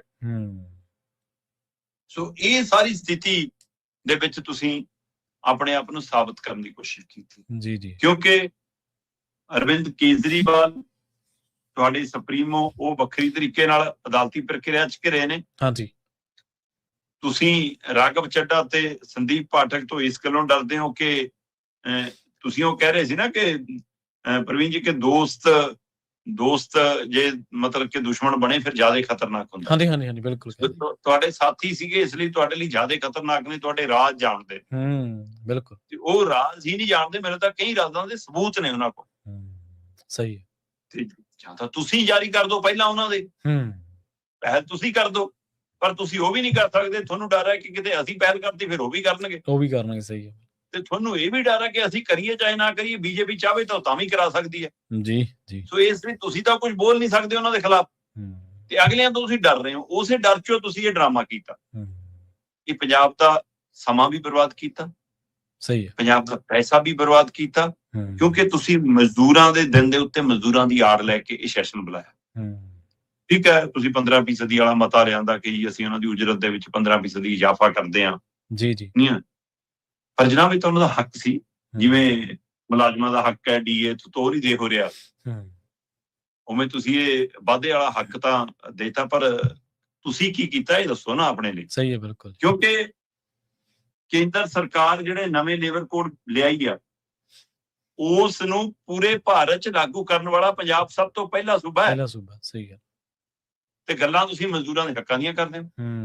ਮਨਰੇਗਾ ਖਤਮ ਹੋਈ, ਤੁਸੀਂ ਵਿਧਾਨ ਸਭਾ 'ਚ ਮਤਾ ਲਿਆਂਦਾ ਸੀ, ਮਤੇ ਤੋਂ ਅੱਗੇ ਕੀਤਾ ਕੀ ਹੈ ਮਨਰੇਗਾ ਵਾਸਤੇ? ਬਿਲਕੁਲ, ਦੱਸ ਦਿਓ ਮੈਨੂੰ, ਕਿਸ਼ਤੀਆਂ ਦੀ ਕਿਹੜੀ ਬਾਂਹ ਫੜੀ ਹੈ ਤੁਸੀਂ? ਨਹੀਂ, ਉਹੀ ਤਾਂ ਇਹਨਾਂ ਦਾ ਇੱਕ ਮੰਤਰੀ ਸ਼ਾਇਦ ਪੜ੍ਹ ਕੇ ਸੁਣਾ ਰਿਹਾ ਸੀਗਾ, ਮਜ਼ਦੂਰ ਦਿਵਸ ਕੀ ਹੁੰਦਾ ਹੈ ਜੀ। ਜੀ ਉਹ ਜੀ 8 ਘੰਟੇ ਦੀ ਫਿਰ ਉਹਨਾਂ ਨੇ ਜੀ ਉਹ ਡਿਊਟੀ ਦਾ ਪੱਕਾ ਕਰਾ ਲਿਆ ਜੀ ਕਿ 8 ਘੰਟੇ ਤੋਂ ਵੱਧ ਮਜ਼ਦੂਰ ਨਹੀਂ ਕਰੂਗਾ। ਤੁਸੀਂ 12 ਘੰਟੇ ਦੀ ਪ੍ਰਵਾਨਗੀ ਦੇ ਬੈਠੇ ਹੋ, ਤੇ ਤੁਸੀਂ ਮਜ਼ਦੂਰਾਂ ਦੇ ਹੱਕਾਂ ਦੀ ਗੱਲ ਕਰੋਗੇ। ਸੋ ਮਜ਼ਦੂਰਾਂ ਦੀ ਆੜ 'ਚ ਇਹਨਾਂ ਨੇ ਭਰੋਸਗੀ ਮਤੇ ਦੇ ਲਈ ਸੈਸ਼ਨ ਬੁਲਾਇਆ ਸੀ, ਤੇ ਇਹਨਾਂ ਨੂੰ ਇਹ ਲੱਗਦਾ ਹੈ ਕਿ ਹੁਣ 6 ਮਹੀਨੇ ਲਈ ਮਸਲਾ ਹੱਲ ਹੋ ਗਿਆ, ਜਾਂ ਨੂੰ ਚੋਣਾਂ ਨੇੜੇ ਚਲੇ ਜਾਣ। ਕਿਉਂਕਿ ਭਰੋਸਗੀ ਦਾ ਮਤਾ ਜੇ ਪੇਸ਼ ਹੋ ਜਾਵੇ ਜਾਂ ਬੇਭਰੋਸਗੀ ਦਾ ਮਤਾ ਖਾਰਜ ਹੋ ਜਾਵੇ ਤਾਂ ਉਹ ਤੋਂ ਬਾਅਦ 6 ਮਹੀਨੇ ਦੁਬਾਰਾ ਉਹ ਨਹੀਂ ਲਿਆਂਦਾ ਜਾ ਸਕਦਾ। ਮਤਲਬ ਫਲੋਟ ਐਸੀ 6 ਮਹੀਨੇ ਲੋੜ ਨਹੀਂ। ਪਰ ਜਨਾਬ ਜੇ ਉਹ 2/3 ਤੋੜ ਕੇ ਹੀ ਲੈ ਗਏ, ਫਿਰ ਤੁਹਾਡੇ ਪ੍ਰੋਟੈਸਟ ਦੇਖਣਾ ਕਿਹਨੇ? ਫਿਰ ਮਤੇ ਕੀ ਕਰਨਗੇ? ਅਗਲੇ ਕਹਿਣਗੇ ਚੋਣ ਕਮਿਸ਼ਨ ਕੋਲ ਸਾਡੀ ਤਾਂ ਵੱਖਰੀ ਪਾਰਟੀ ਹੈ ਜੀ, ਕਰ ਲਓ ਕੀ ਕਰ ਲਓ ਜੀ। ਉਹ ਸਿੱਧੇ ਬੀਜੇਪੀ 'ਚ ਨਾ ਵੀ ਜਾਣ, ਉਹ ਬਾਹਰ ਆ ਕੇ ਕਹਿਣਾ ਅਸਲੀ ਆਮ ਆਦਮੀ ਪਾਰਟੀ ਸਾਡੀ ਹੈ ਜੀ। ਇਹ ਗੱਲ ਸਭ ਨੂੰ ਸਮਝ ਆਉਂਦੀ ਹੈ ਕਿ ਬੀਜੇਪੀ ਅਜਿਹੀ ਹਰਕਤ ਨਹੀਂ ਕਰ ਸਕਦੀ। ਬੇਸ਼ੱਕ ਉਹਦੀਆਂ ਇਹ ਆਦਤਾਂ ਨੇ, ਉਹ ਕਰਦੀ ਹੈ ਅਜਿਹਾ ਕੁਝ, ਪਰ ਜਿਵੇਂ 7-8 ਮਹੀਨੇ ਚੋਣਾਂ 'ਚ ਰਹਿ ਗਏ ਜੀ, ਅਜਿਹੇ 'ਚ ਜੀ ਇੱਥੇ ਕੀਤਾ ਤਾਂ ਇਹਨਾਂ ਨਾਲ ਤਾਂ ਪੰਜਾਬ ਦੀ ਨਾਰਾਜ਼ਗੀ ਹੋਵੇ ਜੋ ਇਹ ਨਾ ਹੋਵੇ, ਪਰ ਉਸ ਤਰੀਕਾ ਕਰਨ ਨੂੰ ਪੰਜਾਬ ਪ੍ਰਵਾਨ ਨਹੀਂ ਕਰੂਗਾ। ਉਹਨਾਂ ਨੂੰ ਪਤਾ ਇਸ ਚੀਜ਼ ਦਾ। ਇਸ ਲਈ ਬੀਜੇਪੀ ਜਾਣਦੀ ਹੈ ਕਿ ਇਹ ਨਾ ਮਹਾਰਾਸ਼ਟਰ ਹੈ, ਨਾ ਇਹ ਬਿਹਾਰ ਹੈ, ਪੰਜਾਬ ਜੀ ਬਿਲਕੁਲ। ਉੱਥੇ ਚੱਲਦਾ ਹੋਣਾ ਕਿ ਨਤੀਸ਼ ਨੂੰ ਰਾਜ ਸਭਾ ਦੇ ਕੇ ਮਨਾ ਲਓ, ਹੈ ਨਾ, ਤੇ ਇੱਥੇ ਜੇ ਅਜਿਹਾ ਕੁਝ ਕਰੋਗੇ ਤਾਂ ਐਮਐਲਏ ਤੇ ਤਾਂ ਜਾਨ ਹੈ ਨਹੀਂ, ਉਹ ਤਾਂ ਇੱਧਰ ਬੈਠੇ ਉੱਧਰ ਵੀ ਬਹਿ ਜਾਣਗੇ। ਜੇ ਰਾਜ ਸਭਾ ਮੈਂਬਰਾਂ 'ਚ ਇਹ ਦਮ ਹੁੰਦਾ ਤਾਂ ਉਹ ਏਦਾਂ ਕਿਉਂ ਕਰਦੇ, ਇੱਧਰ ਉੱਧਰ ਜਾਂਦੇ। ਹਾਂਜੀ ਹਾਂਜੀ ਬਿਲਕੁਲ। ਤੇ ਹੁਣ ਮੁੱਖ ਮੰਤਰੀ ਸਾਹਿਬ ਕਹਿੰਦੇ ਮੈਂ ਤਾਂ ਚੱਲਿਆ ਜੀ, ਰਾਸ਼ਟਰਪਤੀ ਕੋਲ ਸਮਾਂ ਸਾਰਿਆਂ ਲਈ ਮੰਗਿਆ ਸੀ ਜੀ, ਮੈਨੂੰ ਕੱਲਿਆਂ ਨੂੰ ਕਿਹਾ ਜੀ ਮੈਂ ਤੁਹਾਨੂੰ ਲੈ ਕੇ ਜਾਊਂਗਾ, ਸਾਰੇ ਐਮਐਲਏ ਨੂੰ ਫੋਟੋ ਕਰਾਉਣੀ ਹੈ ਜੀ, ਉੱਥੇ ਜਾ ਕੇ ਟੈਲੀਵਿਜ਼ਨਾਂ 'ਚ ਫੋਟੋ ਚਲਾਉਣੀ ਹੈ ਜੀ, ਆਹ ਦੇਖੋ ਜੀ ਮੇਰੇ ਨਾਲ ਤਾਂ ਇੰਨੇ ਨਹੀਂ ਜੀ, ਡਰਾਮਾ ਕਰਨਾ ਜੀ। ਤੁਸੀਂ ਕਦੇ ਪੰਜਾਬ ਦੇ ਹੱਕਾਂ ਲਈ ਕਿੰਨਾ ਕੁ ਰਾਸ਼ਟਰਪਤੀ ਕੋਲ ਗਏ ਹੋ ਜੀ? ਕਿੰਨਾ ਕੁ ਦਿੱਲੀ ਗਏ ਹੋ ਜੀ? ਸਾਰੇ ਐਮਐਲਏ ਨੂੰ ਲੈ ਕੇ ਦਬਾਅ ਪਾਉਣ ਦੱਸ ਦਿਓ ਨਾ ਕਦੇ। ਤੇ ਹੁਣ ਆਪਣਾ ਨਾਟਕ ਸਿਰਜਣ ਲਈ ਜਾ ਰਹੇ ਹੋ ਕਿ ਮੇਰੇ ਕੋਲ ਬੜਾ ਬਲ ਹੈ ਜੀ, ਬੜੀ ਤਾਕਤ ਹੈ। ਤਾਕਤ ਤਾਂ ਲੋਕਾਂ ਨੇ ਦਿੱਤੀ, ਅਗਲੀ ਵਾਰ ਲੱਗ ਜੂ ਪਤਾ ਕਿੰਨੀ ਮਿਲਦੀ। ਸਹੀ ਗੱਲ ਹੈ, ਬਿਲਕੁਲ ਜੀ। ਅਗਲੀ ਗੱਲ ਕਰੀਏ ਜਿਹੜੀ ਇਹਨਾਂ ਦੀ ਸ਼ੁਕਰਾਨਾ ਯਾਤਰਾ ਜੀ, ਉਹਦੇ ਚੋਂ ਗਿਆਨੀ ਜੈਲ ਸਿੰਘ ਬਣਨ ਨੂੰ ਫਿਰਦੇ ਨੇ ਜਾਂ ਕੈਪਟਨ ਅਮਰਿੰਦਰ ਬਣ ਜਾਣਗੇ? ਦੇਖੋ, ਜਿਹੜਾ ਬਿੱਲ ਲਿਆਂਦਾ ਇਹਨਾਂ ਨੇ, ਉਹ ਬਿੱਲ ਨੂੰ ਕਾਨੂੰਨ ਦਾ ਰੂਪ ਦਿੱਤਾ। ਉਹ ਕਾਨੂੰਨ ਤੋਂ ਬਾਅਦ ਉਹਦੇ ਉੱਤੇ ਖਾਸੀ ਚਰਚਾ ਹੋ ਰਹੀ ਆ। ਆਪਾਂ ਅੱਗੇ ਵੀ ਕੀਤੀ ਆ ਗੱਲ ਇਹ ਜੀ ਕਿ ਦੂਜੇ ਧਰਮਾਂ ਨਾਲੋਂ ਜ਼ਿਆਦਾ ਸਿੱਖ ਪੰਥ ਦੇ ਅੰਦਰ ਹੀ, ਕਿਉਂਕਿ ਸਿੱਧਾ ਮਸਲਾ ਸਿੱਖ ਕੌਮ ਨਾਲ, ਸਿੱਖ ਭਾਈਚਾਰੇ ਨਾਲ ਜੁੜਿਆ, ਇਹਦੇ ਵਿੱਚ ਸਿੱਧਾ ਜਾਗਤ ਜੋਤ ਸ੍ਰੀ ਗੁਰੂ ਗ੍ਰੰਥ ਸਾਹਿਬ ਜੀ ਦੇ ਆਧਾਰ ਤੇ ਹੀ ਇਹ ਕਾਨੂੰਨ ਅਮਲੀ ਰੂਪ 'ਚ ਆਇਆ। ਸੋ ਇਸ ਲਈ ਇਹ ਪੰਥਕ ਮਸਲਾ ਨਰੋਲ ਜੀ, ਤੇ ਪਰ ਉਹਦਾ ਰਾਜਨੀਤੀਕਰਨ ਹੋਇਆ ਕਿਉਂਕਿ 2008 ਵਾਲੇ ਐਕਟ ਨੂੰ ਸੋਧ ਕਰਕੇ ਇਹਨਾਂ ਨੇ ਨਵਾਂ ਬਿੱਲ ਲਿਆਂਦਾ ਸੀ ਤੇ ਉਹ ਬਿੱਲ ਨੂੰ ਰਾਜਪਾਲ ਨੇ ਮਨਜ਼ੂਰੀ ਦਿੱਤੀ ਤੇ ਕਾਨੂੰਨ ਬਣ ਗਿਆ। ਕਾਨੂੰਨ ਬਣਨ ਤੋਂ ਬਾਅਦ ਜੱਦਰ ਸਾਹਿਬ ਕਹਿੰਦੇ ਮੈਂ ਮੀਟਿੰਗ ਬੁਲਾਈ ਹੈ ਜੀ, ਮੈਂ ਸਿੱਖ ਵਿਦਵਾਨਾਂ ਨਾਲ, ਬੁੱਧੀਜੀਵੀ ਨਾਲ ਰਾਏ ਕਰੂੰਗਾ ਜੀ। ਮੇਰੇ ਕੋਲ ਜੀ ਗ੍ਰੰਥੀ ਸਿੰਘ ਵੀ ਸ਼ਿਕਾਇਤਾਂ ਦੇ ਗਏ ਜੀ ਕਿ ਕੱਲ ਨੂੰ ਸਾਨੂੰ ਘੜੀਸਿਆ ਕਰਨਗੇ ਜੀ, ਕਿਤੇ ਕੁਝ ਘਟਨਾ ਹੋਊਗੀ ਜੀ, ਅਸੀਂ ਫਸਾਂਗੇ ਜੀ, ਇਹ ਤਰੀਕਾ ਕਰ ਹੈ ਜੀ। ਉਧਰ ਅਦਾਲਤ ਦੇ ਵਿੱਚ ਇੱਕ ਪਹਿਲਾਂ ਸਿਮਰਨਜੀਤ ਸਿੰਘ ਚਲਾ ਗਿਆ, ਇੱਕ ਮੁੰਡਾ ਜਲੰਧਰ ਵਾਲਾ, ਉਹਦੇ ਉੱਤੇ ਚਰਚਾ ਚੱਲੀ ਸੀ। ਹੁਣ ਪਤਾ ਲੱਗਿਆ ਇਸਾਈ ਭਾਈਚਾਰਾ ਚਲਾ ਗਿਆ ਜੀ, ਹੈ ਨਾ, ਹੋ ਸਕਦਾ ਕੁਝ ਹੋਰ ਚਲੇ ਜਾਣ। ਸੋ ਇਸ ਤਰੀਕੇ ਨਾਲ ਪਟੀਸ਼ਨਾਂ ਵੀ ਪੈ ਰਹੀਆਂ ਜੀ। ਸਹੀ ਹੈ। ਤੇ ਇਹ ਸਭ ਦੇ ਦਰਮਿਆਨ ਕੱਲ ਮੁੱਖ ਮੰਤਰੀ ਸਾਹਿਬ ਕਹਿੰਦੇ ਜੀ ਮੈਨੂੰ ਤਾਂ ਫੋਨ ਬਹੁਤ ਆ ਰਹੇ ਨੇ, ਮੈਨੂੰ ਤਾਂ ਸੁਨੇਹੇ ਬਹੁਤ ਆਉਂਦੇ ਨੇ ਜੀ, ਹੈ ਨਾ, ਤੇ ਜੀ ਮੈਨੂੰ ਤਾਂ ਸੰਸਥਾਵਾਂ, ਸਿੱਖ ਵਿਦਵਾਨ, ਸਿੱਖ ਸੰਸਥਾਵਾਂ ਵਾਰ-ਵਾਰ ਕਹੀ ਜਾਂਦੇ ਥੋੜਾ ਸਨਮਾਨ ਕਰਨਾ ਜੀ। ਮੈਂ ਕਿਹਾ ਜੀ ਮੇਰਾ ਕਾਹਦਾ ਸਨਮਾਨ ਜੀ, ਗੁਰੂ ਦਾ ਸ਼ੁਕਰਾਨਾ ਹੁੰਦਾ ਜੀ, ਉਹ ਮੈਂ ਕਰੂੰਗਾ ਜੀ। ਇਸ ਲਈ ਜੀ ਕੱਲ ਜਨਾਬ ਨੇ ਰੋਡ ਮੈਪ ਤੈਅ ਕੀਤਾ ਹੈ ਸ਼ੁਕਰਾਨਾ ਯਾਤਰਾ। ਠੀਕ ਹੈ। ਦੇਖੋ, ਇਸ ਬਿੱਲ ਨੂੰ ਲੈ ਕੇ, ਇਸ ਕਾਨੂੰਨ ਨੂੰ ਲੈ ਕੇ, ਬੇਅਦਬੀ ਰੋਕੂ ਜਿਹੜਾ ਇਹ ਕਾਨੂੰਨ ਬਣਿਆ, ਇਹਨੂੰ ਲੈ ਕੇ ਸਿੱਖ ਕੌਮ 'ਚ ਹੀ ਦੁਵਿਧਾ ਖੜੀ ਹੋ ਗਈ। ਸਿੱਖ ਭਾਈਚਾਰਾ ਹੀ ਵੱਖੋ ਵੱਖ ਰਾਏ ਰੱਖਣ ਲੱਗਿਆ। ਇਸ ਦਾ ਰਾਜਨੀਤੀਕਰਨ ਇਸ ਲਈ ਹੈ ਕਿ ਇਹਦੇ ਵਿੱਚੋਂ ਫਿਰ ਵੱਖੋ ਵੱਖ ਧਿਰਾਂ ਆਪਣੀ ਆਪਣੀ ਵੋਟ ਪਾ ਲੈਣਗੀਆਂ। ਸਹੀ ਹੈ। ਜੇ ਸਿੱਖ ਕੌਮ, ਸਿੱਖ ਭਾਈਚਾਰਾ ਇਸ ਮਸਲੇ ਤੇ ਇਕਜੁੱਟ ਹੁੰਦਾ ਤਾਂ ਉਹ ਉਸ ਤਰੀਕੇ ਨਾਲ ਜਾਂ ਤਾਂ ਸਾਰਾ ਹੀ ਸਰਕਾਰ ਨਾਲ ਹੁੰਦਾ ਜਾਂ ਸਾਰਾ ਸਰਕਾਰ ਦੇ ਵਿਰੁੱਧ ਹੁੰਦਾ। ਸਹੀ। ਤੇ ਹੁਣ ਜਦੋਂ ਇਹ ਵਰਗ ਵੰਡਾ ਤਾਂ ਉਹਦੇ ਵਿੱਚੋਂ ਕਾਂਗਰਸੀ ਆਪਣੇ ਪਾਸੇ ਨੂੰ ਕਈ ਖਿੱਚਣ ਕੇ ਲੈ ਕੇ ਜਾਣਗੇ, ਅਕਾਲੀ ਕਹਿਣਗੇ ਸਾਡੇ ਕੋਲ ਨੂੰ ਆ ਜਾਓ, ਵਾਪਸ ਪੰਜਾਬ ਦੇ ਕਹਿਣਗੇ ਸਾਡੇ ਕੋਲ ਆ ਜਾਓ, ਬੀਜੇਪੀ ਆਪਣੇ ਤਰੀਕੇ ਨਾਲ ਭਾਲਦੀ ਹੈ ਕੁਛ ਉਹਦੇ ਵਿੱਚੋਂ, ਤੇ ਲੈ ਦੇ ਕੇ ਸੱਤਾ ਧਿਰ ਨੂੰ ਲੱਗਦਾ ਕਿ ਜਿਹੜੇ ਇਸ ਕਾਨੂੰਨ ਦੇ ਹੱਕ 'ਚ ਨੇ ਉਹ ਸਾਡੇ ਨਾਲ ਨੇ। ਸੋ ਪੂਰੀ ਤਰ੍ਹਾਂ ਸਿੱਖ ਕੌਮ ਦੀ ਤਾਕਤ ਪੰਜਾਬ 'ਚ ਬਣਤੀ। ਬਿਲਕੁਲ ਜੀ। ਹੋਰ ਰਾਜਨੀਤੀ ਅੱਜ ਦੇ ਟਾਈਮ 'ਚ ਗਿਰਾਵਟ ਵਾਲੀ ਕਿਹੜੀ ਹੁੰਦੀ ਹੈ ਜੀ? ਸਹੀ ਹੈ। ਇਹੀ ਤਾਂ ਤਰੀਕਾ ਹੈ ਕਿ ਜਿਹੜੀ ਪੰਜਾਬ ਦੀ ਸਭ ਤੋਂ ਵੱਡੀ ਤਾਕਤ ਸੀ ਉਹ ਅਸੀਂ ਖੇਰੂ ਕਰਤੀ, ਬਾਅਦ 'ਚੋਂ ਅਸੀਂ 32 ਵਾਲਿਆਂ ਦੇ ਖੇਡੀਏ, ਅਸੀਂ 34 ਵਾਲਿਆਂ ਦੇ ਖੇਡੀਏ, ਉਹਨਾਂ ਦੇ ਸਾਰੇ ਸਰਕਾਰਾਂ ਬਣਾ ਕੇ ਦੇਖਾਂਗੇ ਜੋ ਬਣਾਵਾਂਗੇ। ਇਹ ਖੇਲਾ ਹੋਊਗਾ ਵੱਡਾ ਜੀ। ਸਹੀ ਹੈ। ਹੁਣ ਤੁਸੀਂ ਰੋਡ ਮੈਪ ਲਾਉਂਦੇ ਆ ਕਿ ਜੀ ਮੈਂ ਸ਼ੁਕਰਾਨਾ ਕਰਨ ਜਾਊਂਗਾ ਕਿ ਸਾਨੂੰ ਗੁਰੂ ਸਾਹਿਬ ਨੇ ਸੇਵਾ ਬਖਸ਼ੀ ਤੇ ਅਸੀਂ ਕਰਤੀ ਜੀ ਐਡਾ ਬੜਾ ਕੰਮ। ਠੀਕ ਹੈ ਜੀ। ਜਨਾਬ, ਪੰਜਾਬ ਸਾਰਾ ਸ਼ੁਕਰਾਨਾ ਕਰਨਾ ਹੁੰਦਾ। ਦੇਸ਼ ਦੁਨੀਆ 'ਚ ਬੈਠਾ ਹਰ ਪੰਜਾਬੀ, ਨਾਨਕ ਨਾਮ ਲੇਵਾ, ਗੁਰੂ ਗ੍ਰੰਥ ਸਾਹਿਬ 'ਚ ਆਸਥਾ ਰੱਖਣ ਵਾਲਾ ਹਰ ਉਹ ਸਿੱਖ ਤੁਹਾਡਾ ਸ਼ੁਕਰਾਨਾ ਕਰਨਾ ਹੁੰਦਾ। ਦਵਾ ਦਿੰਦੇ ਸਾਨੂੰ ਬਾਈਬਲ ਕਲਾਂ ਬਰਗਾੜੀ ਮਾਮਲੇ 'ਚ ਇਨਸਾਫ ਕਰਾ ਦਿੰਦੇ ਦੋਸ਼ੀਆਂ ਨੂੰ ਅੱਗੇ। ਸਹੀ ਹੈ। ਜਿਹੜਾ ਡੇਰਾ ਸਿਰਸਾ ਦਾ ਨਾਂ ਬੋਲਦਾ, ਤੁਸੀਂ ਤਾਂ ਉਹਦੇ ਬਰੰਟ ਤੱਕ ਲੈ ਕੇ ਉਹਦੀ ਪੁੱਛਗਿੱਛ ਤੱਕ ਨਹੀਂ ਕਰਾ ਸਕੇ। ਸਹੀ ਗੱਲ। ਜਿਹੜੇ ਉਲਟਾ ਕੇਸ ਸੀਗੇ ਬਹਿਬਲ ਕਲਾਂ ਬਰਗਾੜੀ ਵਾਲੇ ਕੋਟਕਪੂਰ ਵਾਲੇ ਉਹ ਪੰਜਾਬ ਤੋਂ ਤਬਦੀਲ ਹੋ ਕੇ ਚੰਡੀਗੜ੍ਹ ਚਲੇ ਗਏ। ਸਹੀ ਤਾਂ ਉੱਥੇ ਤਾਂ ਕੋਈ ਚਾਰਜ ਹੋਈ ਨਹੀਂ। ਪੰਜਾਬ ਸ਼ੁਕਰਾਨਾ ਕਰਨਾ ਆਉਂਦਾ ਤੁਹਾਡਾ, ਤੁਹਾਨੂੰ ਨਹੀਂ ਕਰਨੀ ਪੈਂਦੀ, ਤੁਹਾਡਾ ਧੰਨਵਾਦ ਕਰਨਾ ਆਉਂਦੇ। ਤੁਸੀਂ ਸ਼ੁਕਰਾਨਾ ਯਾਤਰਾ ਦੀ ਆੜ ਦੇ ਵਿੱਚ ਚੋਣ ਰੋਡ ਸ਼ੋਅ ਕਰਨਾ ਹੈ। ਤੁਸੀਂ ਸਰੋਪੇ ਨਹੀਂ ਪਵਾਉਣੇ, ਤੁਸੀਂ ਇਹ ਦੇਖਣਾ ਕਿ ਇਸ ਬੰਦੇ ਨਾਲ 10 ਵੋਟਾਂ, ਇਸ ਬੰਦੇ ਨਾਲ 20 ਵੋਟਾਂ। ਸਹੀ ਹੈ। ਤੇ ਉਹ ਤੁਹਾਡਾ ਕੈਮਰਿਆਂ ਦਾ ਤਰੀਕਾਕਾਰ ਸਭ ਨੂੰ ਪਤਾ ਕਿ ਗੱਡੀ ਦੇ ਆਲੇ ਦੁਆਲੇ 20 ਮੀਟਰ ਤੱਕ ਇਹ ਦਿਖਾਉਣਾ, ਬਸ ਕੈਮਰਾ ਤੋਂ ਅੱਗੇ ਨਹੀਂ ਦਿਖਾਉਣਾ, ਭੀੜਾਂ ਦਿਖਾਉਣੀ ਹੈ। ਸਹੀ ਹੈ, ਬਿਲਕੁਲ। ਖਾਲੀ ਹੱਥ ਮੋਦੀ ਮੰਗ ਖਾਲੀ ਨਹਿਰਾਂ ਨਦੀਆਂ ਕਦੀਆਂ ਹੱਥ ਕਰਕੇ ਹਿਲਾਈ ਜਾਓ, ਚਾਹੇ ਉਹ ਹਾਲ ਹੈ। ਸੋ ਠੀਕ ਹੈ, ਜਿਹੜੀਆਂ ਧਿਰਾਂ ਇਸ ਕਾਨੂੰਨ ਦੇ ਹਵਾਲੇ ਨਾਲ ਹੱਕ ਦੇ ਵਿੱਚ ਨੇ ਤੁਹਾਡੇ ਨਾਲ ਆਉਣਗੀਆਂ, ਜਿਹੜੀਆਂ ਵਿਰੋਧੀ ਧਿਰਾਂ ਨੇ ਉਹ ਵੱਖਰੇ ਬੈਠ ਕੇ ਆਪਣੇ ਸੁਰਤਾਲ ਜੋੜੀ ਜਾਣਗੀਆਂ। ਪਰ ਕੌਮ ਦਾ ਮਸਲਾ ਕਿਵੇਂ ਹੱਲ ਹੋਇਆ ਜੀ? ਫਿਰ ਉਹ ਤਾਂ ਉੱਥੇ ਹੀ ਰਹਿ ਗਿਆ। ਸਵਾਲ ਤਾਂ ਇਹ ਹੈ ਨਾ, ਪਿਛਲੀਆਂ ਘਟਨਾਵਾਂ 'ਚ ਸਾਨੂੰ ਇਨਸਾਫ ਮਿਲਿਆ ਨਹੀਂ, ਅਗਲੀਆਂ ਦੇ ਜਦੋਂ ਹੋਊਗਾ ਤਦ ਹੀ ਤਦ ਦੇਖਾਂਗੇ। ਸੋ ਇਹ ਕਹਿੰਦੇ ਜੀ ਮੈਂ 6, 7, 8, 9 4 ਦਿਨ ਦਾ ਰੋਡ ਸ਼ੋਅ ਕਰੂੰਗਾ। ਸ਼ੁਕਰਾਨਾ ਯਾਤਰਾ ਦੇ ਵਿੱਚ ਤਖਤ ਸ੍ਰੀ ਕੇਸਗੜ੍ਹ ਸਾਹਿਬ ਤੋਂ ਸ਼ੁਰੂ ਕਰਾਂਗੇ, ਫਿਰ ਸੱਚਖੰਡ ਸ੍ਰੀ ਦਰਬਾਰ ਸਾਹਿਬ ਸ੍ਰੀ ਅਕਾਲ ਤਖਤ ਸਾਹਿਬ ਜਾਵਾਂਗੇ, ਫਿਰ ਤਖਤ ਸ੍ਰੀ ਦਮਦਮਾ ਸਾਹਿਬ ਜਾਵਾਂਗੇ, ਫਿਰ ਮਸਤੂਆਣਾ ਸਾਹਿਬ ਆਵਾਂਗੇ, ਫਿਰ ਦੁਖਨਿਵਾਰਨ ਸਾਹਿਬ ਪਟਿਆਲੇ, ਤੇ ਫਿਰ ਸੰਪੰਨ ਕਰਾਂਗੇ ਜੀ ਦੁਨੀਆ ਦੀ ਲਾਸਾਨੀ ਸ਼ਹਾਦਤ ਵਾਲੀ ਧਰਤੀ ਸ੍ਰੀ ਫਤਿਹਗੜ੍ਹ ਸਾਹਿਬ ਵਿਖੇ। ਸੋ ਇਸ ਤਰੀਕੇ ਕਾਰਨ ਨਾਲ ਪੰਜਾਬ ਦਾ ਇੱਕ ਖੇਤਰ ਪੂਰਾ ਗਾਹ ਕੇ ਆਪਣੀ ਰਾਜਨੀਤੀ ਪਕੜ ਪਰਖਣ ਦੀ ਕੋਸ਼ਿਸ਼ ਹੋਏਗੀ, ਨਵਾਂ ਨਰੇਟਿਵ ਸਿਰਜਣ ਦੀ ਕੋਸ਼ਿਸ਼ ਹੋਏਗੀ। ਤੇ ਚਲੋ ਇਸ ਬਹਾਨੇ ਗੁਰੂ ਘਰਾਂ ਦੇ ਦਰਸ਼ਨ ਤਾਂ ਕਰਿਆ ਹੋਣਗੇ, ਸ਼ਾਇਦ ਕੁਝ ਸਮੱਥ ਮਿਲ ਜਾਵੇ ਹੋਰ। ਸਹੀ ਹੈ ਜੀ, ਬਿਲਕੁਲ। ਨਵੇਂ ਕਾਨੂੰਨ ਦੇ ਤਹਿਤ ਬੇਅਦਬੀ ਦਾ ਜਿਹੜਾ ਪਹਿਲਾ ਕੇਸ ਵੀ ਦਰਜ ਹੋ ਗਿਆ ਸ਼ਰਮਾ ਜੀ, ਪੰਜਾਬ 'ਚ ਹੀ ਹੋਇਆ? ਬਿਲਕੁਲ ਪੰਜਾਬ 'ਚ ਹੋਇਆ ਜੀ, ਹੋਰ ਤੱਕ ਤੇ ਹੋ ਨਹੀਂ ਸਕਦਾ, ਕਾਨੂੰਨ ਲਾਗੂ ਹੀ ਪੰਜਾਬ 'ਚ। ਪੰਜਾਬ 'ਚ ਹੀ ਹੈ, ਸਹੀ। ਹੋਰ ਤੱਕ ਕਿਤੇ ਗੱਲ ਤਾਂ ਆਈ ਤਾਂ ਗੱਲ ਹੈ ਕਿ ਗੁਰੂ ਗ੍ਰੰਥ ਸਾਹਿਬ ਦਾ ਤਾਂ ਔਰਾ ਪੂਰੀ ਕਾਇਨਾਤ 'ਚ ਹੈ, ਤੇ ਤੁਸੀਂ ਭਾਰਤ ਪੱਧਰ ਤੇ ਵੀ ਕੋਈ ਇੱਕ ਕਾਨੂੰਨ ਨਹੀਂ ਬਣਵਾ ਪਾ ਰਹੇ। ਜੇ ਸਹੀ ਮੈਨੇ ਜਾਣਾ ਤੇ ਪੰਜਾਬ ਤੱਕ ਹੀ ਲਾਗੂ ਹੈ। ਔਰ ਅਫਸੋਸ ਜਿੱਥੇ ਸਭ ਤੋਂ ਵੱਧ ਗੁਰੂ ਸਾਹਿਬ 'ਚ ਆਸਥਾ ਰੱਖਣ ਵਾਲੇ ਨੇ, ਉੱਥੇ ਹੀ ਸਾਨੂੰ ਅਜਿਹਾ ਕਾਨੂੰਨ ਬਣਾਉਣਾ ਪੈ ਰਿਹਾ। ਸਹੀ ਹੈ, ਬਿਲਕੁਲ। ਤਾਂ ਫਿਰ ਇਹਦਾ ਮਤਲਬ ਕਿ ਇਹ ਘਟਨਾਵਾਂ ਹੋ ਰਹੀਆਂ ਸੀ ਜਾਂ ਕਰਵਾਈਆਂ ਗਈਆਂ, ਜਾਂ ਸਰਕਾਰ ਰੋਕ ਨਹੀਂ ਸਕੀ। ਇਹਦੇ ਪਿੱਛੇ ਇੱਕ ਥੋੜੀ ਰਾਜਨੀਤੀ ਕੰਮ ਕਰ ਰਹੀ ਹੈ ਕਿ ਬਾਰ-ਬਾਰ ਪੰਜਾਬ ਵਰਗੀ ਧਰਤੀ ਤੇ ਇਹ ਜਿਹੀ ਘਟਨਾ ਵਾਪਰੇ ਜੀ। ਸਹੀ ਹੈ, ਇਹ ਆਪਣੇ ਆਪ ਸਵਾਲ ਸੀਗਾ।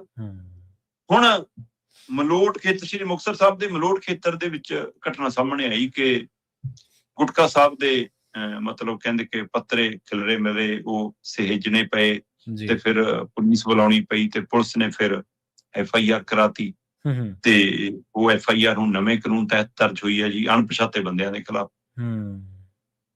ਦੇਖਦੇ ਹਾਂ ਜੀ ਕਿੰਨੀ ਭਾਲ ਕਰਕੇ ਸਜ਼ਾ ਦਵਾ ਪਾਉਂਦੇ ਨੇ ਨਵੇਂ ਕਾਨੂੰਨ ਤਹਿਤ। ਮਸਲਾ ਤਾਂ ਇਨਸਾਫ ਦਿਵਾਉਣ ਦਾ ਜਨਾਬ, ਨਵੇਂ ਪੁਰਾਣੇ ਕਾਨੂੰਨ ਦਾ ਤਾਂ ਪਹਿਲੂ ਹੀ ਨਹੀਂ। ਜੇ ਪੁਰਾਣੇ ਕਾਨੂੰਨ 'ਚ ਵੀ ਕਿਸੇ ਨੂੰ ਸਜ਼ਾ ਦਵਾਈ ਹੁੰਦੀ ਚਾਹੇ 3 ਸਾਲ ਵਾਲੀ, ਤਾਂ ਵੀ ਅਸੀਂ ਮੰਨ ਲੈਂਦੇ ਕਿ ਸਜ਼ਾ ਤੱਕ ਤਾਂ ਲੈ ਕੇ ਜਾਓਗੇ। ਇੱਥੇ ਵੀ ਉਮਰ ਕੈਦ ਦੀ ਸਜ਼ਾ ਰੱਖੀ ਆ, ਜਾਊਗਾ ਕੌਣ ਉੱਥੇ ਤੱਕ, ਲੈ ਕੇ ਕਦੋਂ ਜਾਓਗੇ, ਕਿਹਦੇ ਤੱਕ, ਕਟਹਿਰੇ 'ਚ ਕਿਹਨੂੰ ਲਿਆਓਗੇ, ਸਹੀ ਬੰਦਿਆਂ ਤੱਕ ਵੀ ਜਾਓਗੇ ਕਿ ਜਿਹੜਾ ਡਰ ਅੰਦਰ ਪਿਆ ਕਿਤੇ ਉਧਰ ਨੂੰ ਗੱਲ ਤੁਰ ਪਵੇ। ਇਹ ਵੀ ਤਾਂ ਪਹਿਲੂ ਹੈ। ਸਹੀ ਹੈ, ਬਿਲਕੁਲ। ਕੱਲ ਇੱਕ ਸੀਨੀਅਰ ਸਾਥੀ ਨੇ ਸਾਡੇ ਉਹ ਦੱਸ ਰਹੇ ਸੀ ਕਿ ਗੋਬਿੰਦਵਾਲ ਸਾਹਿਬ ਜਿੱਥੇ ਬਿਰਧ ਹੋਏ ਗੁਰੂ ਗ੍ਰੰਥ ਸਾਹਿਬ ਦੇ ਸਰੂਪਾਂ ਦਾ, ਬੀੜਾਂ ਦਾ, ਜਾਂ ਜਿਹੜੇ ਪੂਰੀ ਤਰ੍ਹਾਂ ਅਖੰਡਿਤ ਹੋ ਜਾਂਦੀਆਂ ਨੇ ਉਹਨਾਂ ਦਾ, ਫਿਰ ਉਹਦਾ ਸੰਸਕਾਰ ਦੀ ਪ੍ਰਕਿਰਿਆ ਅਪਣਾਈ ਜਾਂਦੀ ਹੈ, ਹੈਨਾ। ਤੇ ਉਹ ਕਹਿੰਦੇ ਕਿ ਉੱਥੇ ਲੋਕ ਬੜੀਆਂ ਇਤਿਹਾਸਕ ਪੁਸਤਕਾਂ, ਇਤਿਹਾਸਕ ਗ੍ਰੰਥ, ਇਤਿਹਾਸਕ ਲਿਖਤਾਂ ਹੈਨਾ ਆਪਣੇ ਘਰਾਂ ਚੋਂ, ਲਾਇਬ੍ਰੇਰੀਆਂ ਚੋਂ ਲੈ ਕੇ ਪਹੁੰਚਣੇ ਸ਼ੁਰੂ ਹੋ ਗਏ ਕਿ ਜੀ ਅਸੀਂ ਇਹਨਾਂ ਦਾ ਸੰਸਕਾਰ ਕਰਨਾ ਹੈ। ਸਹੀ ਹੈ। ਜਾਂ ਮਤਲਬ ਉਹਨਾਂ ਨੂੰ ਕਹਿੰਦੇ ਕਿ ਡਰ ਪੈ ਗਿਆ ਕਿ ਕੱਲ ਨੂੰ ਇਹਨਾਂ ਦੇ ਹਵਾਲੇ ਨਾਲ ਵੀ ਸਾਡੇ ਤੇ ਮਤਲਬ ਕਿ ਦੋਸ਼ ਲੱਗ ਨਾ ਜਾਣ ਕਿਤੇ ਜੀ ਕਿ ਇਸ ਤਰ੍ਹਾਂ ਜੀ ਮਤਲਬ ਬੇਅਦਬੀ ਹੋ ਗਈ, ਕੁਛ ਹੋ ਗਈ। ਕੀ ਇਹ ਇੱਕ ਨਵਾਂ ਫਿਕਰ? ਇਹਦਾ ਮਤਲਬ ਨਵੀਆਂ ਚੁਣੌਤੀਆਂ ਜੇ ਸਾਹਮਣੇ ਆਉਣਗੀਆਂ। ਹੁਣ ਇੱਕ ਘਟਨਾ ਆ ਗਈ ਤੇ FIR ਹੋ ਗਈ, ਪਰ FIR ਤਾਂ ਪਹਿਲੀਆਂ ਘਟਨਾਵਾਂ ਤੇ ਵੀ ਸਾਰੀਆਂ ਤੇ ਹੋਈਆਂ ਵੀਆਂ ਨੇ ਜੀ। ਸਵਾਲ ਤਾਂ ਇਨਸਾਫ ਦਾ। ਸੋ ਇਹ ਚਾਹੇ ਨਵਾਂ ਹੋਵੇ ਚਾਹੇ ਪੁਰਾਣਾ ਹੋਵੇ, ਇਨਸਾਫ ਮਿਲੂਗਾ ਜਾਂ ਨਹੀਂ ਮਿਲੂਗਾ, ਇਹਦੇ ਉੱਤੇ ਵੱਡਾ ਸਵਾਲ ਖੜਾ ਹੈ। ਬਿਲਕੁਲ ਜੀ, ਬਿਲਕੁਲ। ਤੇ ਜਾਂਦੇ ਜਾਂਦੇ ਗੱਲ ਕਰੀਏ ਸ਼ਰਮਾ ਜੀ, ਜਿਵੇਂ ਆਪਾਂ ਪਹਿਲਾਂ ਹੀ 5 ਰਾਜਾਂ ਦੀਆਂ ਚੋਣਾਂ ਕਰਕੇ ਜਿਹਦੇ ਕਰਕੇ ਥੋੜੀ ਜਿਹੀ ਰੋਕ ਲੱਗੀ ਹੋਈ ਸੀ, ਪਰ ਹੁਣ ਹਟ ਗਈ, ਚੋਣਾਂ ਮੁੱਕ ਗਈਆਂ ਕਹਿੰਦੇ, ਤੇ ਸਿਲੰਡਰ ਦਾ ਤੋਹਫਾ ਮੋਦੀ ਨੇ ਦਿੱਤਾ ਜੀ ਲੋਕਾਂ ਨੂੰ। ਕੁਝ ਤਾਂ ਜੰਗ ਵਾਲੀ ਸਥਿਤੀ ਆ, ਉਹਦੇ ਵਿੱਚ ਅਜੇ ਵੀ ਅਮਰੀਕਾ ਤੇ ਈਰਾਨ ਦੇ ਵਿੱਚ ਤਣਾਅ ਬਣਿਆ ਹੈ। ਕਿਹਾ ਜਾ ਰਿਹਾ ਕਿ ਹੁਣ ਕਹਿੰਦੇ ਪਾਕਿਸਤਾਨ ਦੀ ਵਿਚੋਲਗੀ ਵੀ ਨਹੀਂ ਅਸੀਂ ਕਬੂਲ ਕਰਾਂਗੇ। ਈਰਾਨ ਕਹਿੰਦਾ ਸਿੱਧੀ ਗੱਲ ਕਰ ਲੈਂਦੇ ਆ। ਅਮਰੀਕਾ ਕਹਿੰਦਾ ਹਜੇ ਵੀ ਮੈਨੂੰ ਤੁਹਾਡੇ ਨਵੀਂ ਤਜਵੀਜ਼ ਮੈਨੂੰ ਨਹੀਂ ਮਨਜ਼ੂਰ, ਹੈ ਨਾ। ਤੇ ਉਹ ਤਣਾਅ ਹੋਰਮੁਜ਼ ਤੇ ਵੀ ਖੜਾ ਹੈ, ਪਰਮਾਣੂ ਵਾਲੇ ਕਾਰਜਾਂ ਤੇ ਵੀ ਖੜਾ, ਉਹ ਤਣਾਅ ਤਾਂ ਖੜਾ। ਔਰ ਆਪਾਂ ਪਹਿਲੇ ਦਿਨ ਤੋਂ ਗੱਲ ਕਰ ਰਹੇ ਸੀ ਕਿ ਇਹਦਾ ਅਸਰ ਪੈਣਾ, ਔਰ ਅਸਰ ਪਿਆ ਵੀ। ਸਾਡੇ ਵਾਲੇ ਸਿਰਫ 5 ਸੂਬੇ ਦੀ ਚੋਣਾਂ ਕਰਕੇ ਕੁਝ ਅਸਰ ਰੋਕ ਕੇ ਬੈਠੇ ਸੀ। ਜੀ ਸਹੀ ਹੈ। ਤੇ ਜਿੱਦਾਂ ਹੀ ਵੋਟਾਂ ਪਈਆਂ ਹੈ ਨਾ, ਉਹ ਰੰਗ ਸਾਹਮਣੇ ਆ ਗਿਆ। 994 ਰੁਪਏ ਕਮਰਸ਼ੀਅਲ ਗੈਸ ਸਿਲੰਡਰ ਦੀ ਕੀਮਤ ਵਧਾਤੀ, ਮਤਲਬ 2000 ਵਾਲਾ ਸਿਲੰਡਰ ਸਿੱਧਾ 3000 ਦਾ ਹੋ ਗਿਆ। ਸਹੀ ਹੈ। ਜਿਹੜੇ ਸਿਲੰਡਰ ਦੀ ਕੀਮਤ 2000 ਰੁਪਏ 78 ਮਤਲਬ 2078 ਰੁਪਏ ਸੀ, ਉਹ 3071 ਰੁਪਏ ਤੇ ਜਾ ਪਹੁੰਚੀ। ਸਿੱਧਾ 994 ਰੁਪਏ ਵਧਾਤਾ। ਹੋਰ ਛੱਡੋ ਜੀ, 5 ਕਿਲੋ ਵਾਲਾ ਇੱਕ ਸਿਲੰਡਰ ਆਉਂਦਾ, ਜਿਹੜਾ ਮਤਲਬ ਲੇਬਰ ਕਲਾਸ, ਕੱਲਾ ਦਵੱਲਾ ਬੰਦਾ ਹੈ ਨਾ, ਜਿਹਦੇ ਕੋਲ ਕਾਪੀ ਨਹੀਂ ਜਿੱਥੇ ਬਣੀ ਵੀ, ਉਹ ਉੱਥੇ ਉੱਪਰ ਹਵਾ ਲੈਂਦੇ ਨੇ, ਠੀਕ ਹੈ ਜੀ, ਮਾੜਾ ਮੋਟਾ ਉੱਪਰ ਥੱਲੇ ਹੋ ਕੇ ਉਹ ਭਰ ਹੋ ਜਾਂਦੇ ਨੇ, ਉਹਦੇ ਉੱਤੇ ਹੀ ਚੁੱਲ੍ਹਾ ਜਾਂ ਫਿੱਟ ਕਰ ਜਾਂਦੇ ਆ ਤੇ ਉਹਦੇ ਨਾਲ ਕੰਮ ਚੱਲੀ ਜਾਂਦਾ ਲੋਕਾਂ ਦਾ। ਉਹ 5 ਕਿਲੋ ਵਾਲਾ ਸਿਲੰਡਰ ਵੀ 261 ਰੁਪਏ ਮਹਿੰਗਾ ਕਰਤਾ ਜੀ। 261 ਰੁਪਏ ਮਹਿੰਗਾ ਹੋ ਕੇ ਉਹ 813 ਰੁਪਏ ਦਾ ਤਾਂ ਹੋ ਗਿਆ ਜੀ। ਤੇ ਜਿਹੜਾ ਘਰੇਲੂ ਗੈਸ ਸਿਲੰਡਰ ਲੋਕ ਆਮ ਵਰਤਦੇ ਨੇ ਕਾਪੀ ਦੇ ਰਾਹੀਂ ਲੈ ਕੇ, ਉਹ 900 ਕੁਛ ਰੁਪਏ ਦਾ ਤਾਂ ਉਹ ਹੈ। ਤੇ ਜੇ 5 ਕਿਲੋ ਵਾਲਾ ਇੰਨਾ ਹੋ ਗਿਆ ਤਾਂ ਸ਼ਾਇਦ ਉਹ 12 ਜਾਂ 14 ਕਿਲੋ ਵਾਲਾ ਹੁੰਦਾ ਜਿਹੜਾ ਘਰਾਂ 'ਚ ਵਰਤ ਹੁੰਦਾ। ਤੇ ਜੇ ਉਹ, ਇਹਦਾ ਮਤਲਬ ਤਾਂ ਉਹ ਵੀ ਹੁਣ 1500 ਦੇ ਗੇਟ 'ਚ ਜਾਊਗਾ ਜੀ। ਰੰਗ ਤਾਂ ਆਉਣ ਲੱਗ ਗਏ ਸਾਹਮਣੇ। ਤੇ ਤੇਲ ਵਾਲੇ ਮਾਮਲੇ 'ਚ ਵੀ ਆਪਾਂ ਦੇਖ ਚੁੱਕੇ ਹਾਂ ਕਿ ਤੁਸੀਂ ਕੰਪਨੀਆਂ ਨੂੰ ਲਾਹਾ ਦੇਣ ਦੀ ਪ੍ਰਕਿਰਿਆ ਤਾਂ ਕਿਵੇਂ ਉਹ ਪਹਿਲਾਂ ਵੈਟ ਬੂਟ ਘਟਾਏ ਜੀ, ਐਕਸਾਈਜ਼ ਡਿਊਟੀ ਘਟਾਈ ਜੀ ਉਹਨਾਂ ਦੇ ਲਈ, ਹੈ ਨਾ। ਤੇ ਹੁਣ ਕਹਿ ਰਹੇ ਹੋ ਬਾਹਰਲੇ ਬਾਜ਼ਾਰ ਤੋਂ ਵੇਚੋਗੇ ਤੁਹਾਨੂੰ ਆ ਛੂਟ ਦੇ ਦਿੰਦੇ, ਤੁਸੀਂ ਇੱਥੇ ਕਰ ਲਓ। ਮਤਲਬ ਮੈਂ ਦੇਖ ਰਿਹਾ ਸੀਗਾ ਕਿ ਤੇਲ ਕੰਪਨੀਆਂ ਚੀਕ ਰਹੀਆਂ ਨੇ ਜੀ ਕਿ ਸਾਨੂੰ 14 ਤੋਂ ਲੈ ਕੇ 18 ਰੁਪਏ ਪ੍ਰਤੀ ਲੀਟਰ ਘਾਟਾ ਪੈ ਰਿਹਾ ਜੀ। ਕਿ ਪੈਟਰੋਲ 'ਚ 14 ਰੁਪਏ ਪ੍ਰਤੀ ਲੀਟਰ ਤੇ ਡੀਜ਼ਲ 'ਚ 18 ਰੁਪਏ ਪ੍ਰਤੀ ਲੀਟਰ। ਕਦ ਤੋਂ ਜੀ ਸ਼ੁਰੂ ਹੋਇਆ ਇਹ ਪ੍ਰਕਿਰਿਆ? ਇਹ 26 ਜਾਂ 28 ਫਰਵਰੀ ਤੋਂ ਇਹ ਜੰਗ ਵਾਲੀ ਸਥਿਤੀ ਬਣਨੀ ਸ਼ੁਰੂ ਹੋਈ ਹੈ। ਤੇ ਉਸ ਸਮੇਂ ਤੱਕ ਤਾਂ 70-78 ਰੁਪਏ ਪ੍ਰਤੀ ਬੈਰਲ ਸੀਗਾ, ਤੇ ਅੱਜ ਦੀ ਸਥਿਤੀ ਤੱਕ ਪਹੁੰਚਦੇ 116-17 ਤੇ ਗਿਆ ਪ੍ਰਤੀ ਬੈਰਲ ਕੱਚਾ ਤੇਲ। ਚਲੋ ਇੱਕ ਵਾਰ 126 ਤੱਕ ਜਾਇਆ, ਇੱਕੋ ਦਿਨ 'ਚ ਮਾੜਾ ਜਾ ਕੇ ਥੱਲੇ ਆ ਗਿਆ, ਜਦੇ 116-17 ਤੇ ਹੈ। ਸੋ ਇਸ ਲਈ ਇਹ ਸਾਰੀ ਪ੍ਰਕਿਰਿਆ 'ਚ ਤੁਹਾਡਾ ਘਾਟਾ ਜੋ ਵੀ ਹੈਗਾ, ਉਹਦੇ ਵਿੱਚ ਪੂਰਤੀ ਲਈ ਪਹਿਲਾਂ ਤੁਹਾਨੂੰ ਐਕਸਾਈਜ਼ ਛੂਟ ਮਿਲ ਲਈ ਨਾ, ਤੇ ਉਹਦੇ ਬਾਵਜੂਦ ਵੀ ਜੇ ਘਾਟਾ ਹੈ ਤਾਂ 2 ਮਹੀਨੇ ਦੀ ਜੇ ਤੁਹਾਡੀ ਜਾਨ ਨਿਕਲਦੀ ਹੈ, ਤੇ ਜਦੋਂ ਤੁਸੀਂ ਇੱਕ ਦਿਨ 'ਚ 116 ਕਰੋੜ ਰੁਪਇਆ ਮੁਨਾਫਾ ਕਮਾਇਆ, ਮੈਂ 2025-26 ਦੀ ਉਹ ਗੱਲ ਕਰ ਰਿਹਾ ਹਾਂ। ਬਿਲਕੁਲ ਮੈਂ ਕਰੋਨਾ ਕਾਲ ਤੋਂ ਲੈ ਕੇ ਹੁਣ ਤੱਕ ਜਿੰਨੀਆਂ ਕਮਾਈਆਂ ਮੈਂ ਉਹਦੀ ਬਾਕੀ ਦੀ ਗੱਲ ਨਹੀਂ ਕਰਦਾ। ਸਹੀ ਹੈ। 2025-26 ਚ ਜਦੋਂ 68 ਰੁਪਏ 69-70 ਰੁਪਏ ਪ੍ਰਤੀ ਬੈਰਲ ਸੀਗਾ, ਤੇ ਤਦ ਤੇਲ ਦੀਆਂ ਕੀਮਤਾਂ ਨਹੀਂ ਘਟੀਆਂ ਲੋਕਾਂ ਲਈ। ਸਹੀ ਹੈ। 116 ਕਰੋੜ ਇੱਕ ਦਿਨ ਦਾ ਇਹਨਾਂ ਕੰਪਨੀਆਂ ਦਾ ਮੁਨਾਫਾ ਹੈ ਜਨਾਬ। ਸਹੀ ਗੱਲ, ਬਿਲਕੁਲ। ਤੇ ਆ ਹੁਣ ਕਮਰਸ਼ੀਅਲ ਸਿਲੰਡਰ ਮਹਿੰਗਾ ਹੋ ਗਿਆ ਦਾ ਅਸਰ, ਮਤਲਬ ਜਿਹੜਾ ਚਾਹ ਬਣਾਉਣ ਵਾਲਾ ਵਿਚਾਰਾ ਜਾਂ ਤਾਂ 25 ਰੁਪਏ ਦਾ ਕੱਪ ਕਰੇ, ਫਿਰ ਖਰੀਦੂਗਾ ਕੌਣ ਜੀ? ਜਾਂ ਉਹ ਬੰਦ ਕਰਕੇ ਚਲਾ ਜਾਵੇ। ਛੋਟੇ ਢਾਬੇ ਵਾਲੇ ਜਿਹੜੇ 30 ਰੁਪਏ ਦੀ ਪਲੇਟ, 40 ਰੁਪਏ ਦੀ ਪਲੇਟ, ਕੋਈ ਮਤਲਬ ਕਿ ਮੰਨ ਲਓ ਛੋਲੇ ਕੁਲਚੇ ਲਾਉਂਦਾ ਜੀ, ਹੈ ਨਾ, ਕੋਈ ਜੀ ਗਰਮ ਕਰਕੇ ਦਾਲ ਸਬਜ਼ੀਆਂ ਘਰੋਂ ਬਣਾ ਕੇ ਲਿਆ ਜੀ, ਉਹ ਗਰਮ ਕਰਕੇ ਦੇ ਰਿਹਾ ਜੀ, ਕੋਈ ਚੌਲ ਛੋਲੇ ਲਾ ਕੇ, ਕੜੀ ਚੌਲ ਲਾ ਕੇ ਖੜਾ ਜੀ, ਹੈ ਨਾ, ਕੋਈ ਥਾਲੀ ਲਾ ਕੇ ਦਿੰਦਾ ਜੀ ਰੋਟੀਆਂ ਵਾਲੀ। ਹੁਣ ਜਾਂ ਤਾਂ ਉਹ ਰੇਟ ਦੁੱਗਣਾ ਕਰੇ, 200 ਰੁਪਏ ਦੀਆਂ ਥਾਲੀਆਂ ਕਰ ਲਵੇ ਆਪਣੀਆਂ, ਜਾਂ ਫਿਰ ਬੰਦ ਕਰ ਲਵੇ। ਅਸਰ ਹਮੇਸ਼ਾ ਛੋਟੇ ਬੰਦੇ 'ਚ ਪੈਣਾ। ਬੜੇ ਘਰਾਣੇ, ਬੜੀਆਂ ਤੇ ਫੂਡ ਚੇਨ ਨੇ, ਬੜੇ ਰੈਸਟੋਰੈਂਟ, ਬੜੇ ਹੋਟਲ ਨੇ, ਸਹੀ ਹੈ, ਉਹਨਾਂ ਨੇ ਕਰਨਾ ਕੀ ਹੈ ਜੀ? ਪ੍ਰਿੰਟਿੰਗ ਪ੍ਰੈਸ ਤੋਂ ਜਾ ਕੇ ਨਵਾਂ ਮੈਨਿਊ ਪ੍ਰਿੰਟ ਕਰਾ ਲੈਣਾ। ਸਹੀ। ਉਹ ਲਓ ਜੀ, ਜਿਹੜੀ 150 ਵਾਲੀ ਚੀਜ਼ ਸੀ ਉਹ 300 ਦੀ ਹੋ ਗਈ। ਬਿਲਕੁਲ। ਤੇ ਆਪਾਂ ਦੇਖਿਆ ਕਰੋਨਾ ਕਾਲ ਦੇ ਵਿੱਚ ਜਿਹੜੀਆਂ ਸਹੂਲਤਾਂ ਸਾਤੋਂ ਖੁੱਸੀਆਂ, ਉਹ ਮੁੜ ਕੇ ਬਹਾਲ ਨਹੀਂ ਹੋਈਆਂ। ਤੇ ਅੱਜ ਜੇ ਇਸ ਜੰਗ ਦੇ ਕਰਕੇ ਕਮਰਸ਼ੀਅਲ ਸਿਲੰਡਰ ਇੰਨਾ ਮਹਿੰਗਾ ਹੋ ਗਿਆ, ਤੇ ਤੁਸੀਂ ਚੀਜ਼ਾਂ ਦੇ ਰੇਟ ਮਹਿੰਗੇ ਕਰ ਲੈਣੇ, ਤੁਹਾਡੀ ਕਮਾਈ ਤਾਂ ਹੋਗੀ, ਅਸਰ ਆਮ ਲੋਕਾਂ ਤੇ ਪੈਣਾ। ਪਰ ਜਦੋਂ ਸਿਲੰਡਰ ਸਸਤਾ ਹੋ ਗਿਆ, ਮੁੜ ਕੇ ਤੁਸੀਂ ਮੈਨਿਊ ਨਹੀਂ ਬਦਲਣਾ, ਉਹੀ ਕੀਮਤ ਨਹੀਂ ਘਟਾਉਣੀ, ਉਹ ਕੀਮਤ ਤੁਹਾਡਾ ਤੈਅ ਹੋਗੀ, ਉਹੀ ਰਹਿਣਾ। ਉਹ ਤਾਂ ਇਸ ਲਈ ਦੋਏ ਪਾਸਿਓਂ ਲੁੱਟ ਤਾਂ ਲੋਕਾਂ ਦੀ ਹੋਣੀ ਹੈ ਜਨਾਬ, ਜਿੱਧਰੋਂ ਮਰਜ਼ੀ ਦੇਖ। ਉਹ ਜਿਹੜੀ ਕੀਮਤ ਹੁੰਦੀ ਹੈ ਜੀ, ਉਹ ਮਨਜ਼ੂਰ ਸ਼ੁਦਾ ਕੀਮਤ ਹੁੰਦੀ ਹੈ, ਮਤਲਬ ਉਹ ਗਾਹਕ ਨੇ ਮਨਜ਼ੂਰ ਕਰ ਲਈ ਹੈ, ਉਹਨੇ ਨਾ ਰੌਲਾ ਪਾਉਣਾ, ਚੱਲੀ ਜਾਂਦਾ ਜੀ ਕੰਮ। ਇਹ ਪਿਆਜ਼ ਦਾ ਰੇਟ ਵੱਧਦਾ ਹੀ ਹੁੰਦਾ ਨਾ, ਜਦੋਂ ਪਿਆਜ਼ ਦਾ ਰੇਟ ਵੱਧਦਾ ਉਦੋਂ ਡਿਸ਼ਾਂ ਦੇ ਰੇਟ ਵੱਧ ਜਾਂਦੇ ਆ, ਥਾਲੀ ਦੇ ਰੇਟ ਵੱਧ ਜਾਂਦੇ ਆ, ਪਿਆਜ਼ ਦਾ ਰੇਟ ਵਾਪਸ ਉੱਥੇ ਆ ਜਾਂਦਾ, ਉਹ ਉੱਥੇ ਉਦੋਂ ਤਾਂ ਚੜ ਜਾਂਦੇ ਆ ਜੀ। ਸ਼ਰਮਾ ਜੀ, ਨਾਲ ਖਾਸ ਖਬਰਾਂ ਤੇ ਖਾਸ ਜਾਣਕਾਰੀਆਂ ਦੇ ਲਈ ਤੁਹਾਡਾ ਬਹੁਤ ਧੰਨਵਾਦ ਜੀ। ਸਤਿ ਸ਼੍ਰੀ ਅਕਾਲ ਜੀ। ਪ੍ਰੋਗਰਾਮ ਖਬਰ ਤੇ ਨਜ਼ਰ ਨੂੰ ਆਪਾਂ ਇੱਥੇ ਸਮਾਪਤ ਕਰਾਂਗੇ। ਤੁਹਾਡਾ ਸਾਰਿਆਂ ਦਾ ਵੀ ਬਹੁਤ ਧੰਨਵਾਦ। ਸਤਿ ਸ਼੍ਰੀ ਅਕਾਲ। ਇਸੇ ਤਰ੍ਹਾਂ ਜੁੜੇ ਰਹੋ ਪੰਜਾਬੀ ਰੇਡੀਓ USA।